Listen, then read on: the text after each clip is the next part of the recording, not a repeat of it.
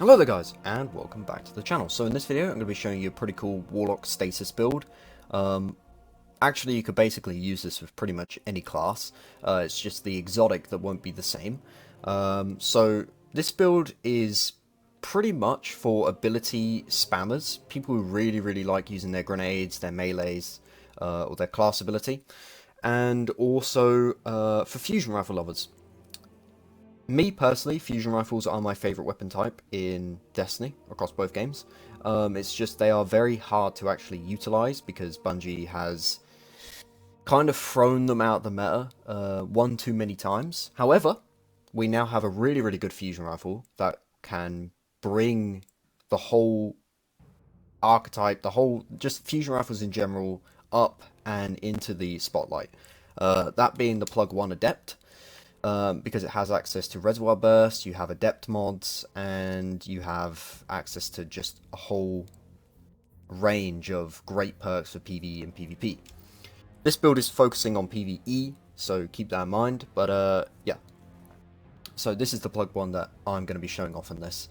So pretty much the idea is to just spam the ability to freeze. Just spam freezing, because in PvE, Stasis is very strong, especially on Warlock, because you have the turret, which is extremely good for GMs. You could actually use this exact loadout in GMs, especially for Overload Unstoppable, and you'd do pretty well. It'd be difficult to put Unstoppable in here, but you could do it, trust me. So, getting into the mods and getting into the actual, I guess, armor. In this case, for the exotic, you'll be using Eye of Another World, because it gives you a passive grenade, melee, and rift buff, like regen buff, which is perfect because now my recov, discipline, and strength are technically tier 11, which decreases their cooldowns even further, which is great because stasis makes them inherently longer than they actually would be. Normally, your grenade, for example, discipline, would be about 30 seconds cooldown. Actually, I could just see. Yeah, 30 seconds on a light subclass, but on a stasis subclass, it's about a minute.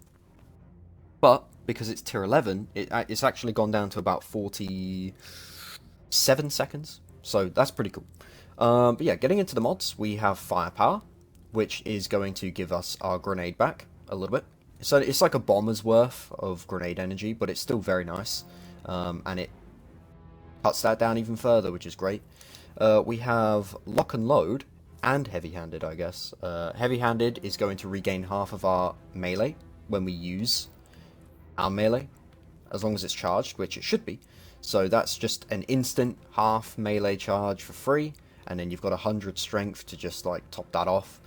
Which is great. Lock and Load is going to make our fusion rifles practically have infinite ammo as long as we're surrounded, which with a reservoir burst fusion rifle, you kind of want to be surrounded because you want to kill as many things with the explosion as possible, and being right up in the faces of enemies is a great way of doing that. So Lock and Load is just going to hand you ammo for free, so you don't have to worry about needing special ammo too much, which is great. Then we have Radiant Light, which is mandatory for this because it's the only way of getting triple 100s with strength or powerful friends for Moby, so you want that. You basically have to throw that in somewhere, so just make sure you have that. Then we have Quick Charge, which is how we're going to be charged. Basically, rapidly killing enemies with fusion rifles will charge you, which is perfect because that's what we're going to be using most of the time. We want to be using that plug 1, we want to be blowing things up with reservoir bursts, we want to be feeding ourselves charges so that we can get melees and grenades back, and it's all just great. Then this also has Ever Ready, which will basically give us 100 handling when we pull out the weapon. So if you're holding your primary or you're holding your heavy and then you switch to your fusion rifle, it'll be instantly ready because it basically bumps it up to 100 handling in that moment, which is great. So yeah, that's that. And then we have Breach and Clear because I'm using Anarchy. You could use whatever you want, and you could actually free up Breach and Clear, which is a free 9 slots, so you could throw whatever you want in there. Honestly, it's probably best to put in, let's say you're not using Anarchy for whatever reason, you could throw in Heavy-Handed here so that you could free up your gloves to get like fusion rifle loader or something, which is great for this fusion rifle. So yeah, those are the mods. Pretty standard. It's basically all built for fusion rifles, which is what the build is about. And then for the Stasis setup, we have obviously the turret. We have the Glacial Harvest aspect, which is going to make little crystals that will give us melee energy, which is great. And the reason why it gives you melee energy is because we have...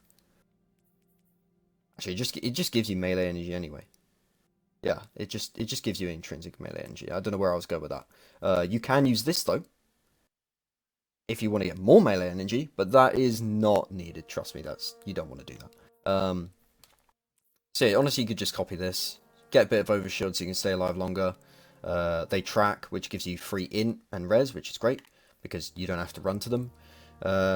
Slow from your abilities last longer, that gives you strength, so you can get 100 as well, and also that is phenomenal with the Bleak Watcher aspect. And then I have plus 10 recov, so I can get 100 recov as well, and also so you can be practically unkillable when you're standing near the frozen enemies that are constantly going to be getting frozen because of the turret. So it's all just got great synergy, right? So you want to be up in their faces with the fusion rifle. The best way to do that is to just infinitely freeze them with the turret, and then you can kill them to become charged, so then you can chain grenades and melee, and it's just perfect. It's just great. And then obviously your cooldowns are insane. I guess if you really like the super for Shadebinder, you could probably spec into that somehow. Personally, the super sucks on Shadebinder. I really do believe that Shadebinder, it just sucks, the super. It's really bad. You may as well just shoot 2 Anarchy and you'll outdamage your super tenfold. So, yeah, Res and Moby don't really mean anything in PvE too much, especially on a Warlock, so yeah. That's pretty much the build. I'm just going to show a little bit of gameplay, show a little bit of the synergy in action. Let me know what you think. Let me know if you can improve it. It is more of just a fun build. It's not anything too crazy. You can use this in GMs, and it's really good. You can use this in raids, and it's really good. Since with Bottomless Grief and Reservoir Burst, you can double down and get 2 Reservoir Burst shots. And that's pretty good for DPS, so Plug 1 is not actually that bad for DPS. But you can also use the 500 RPM fusion rifles, the really fast ones, with this exact build, and you'll do just fine in endgame content like raids. So yeah, that's the build.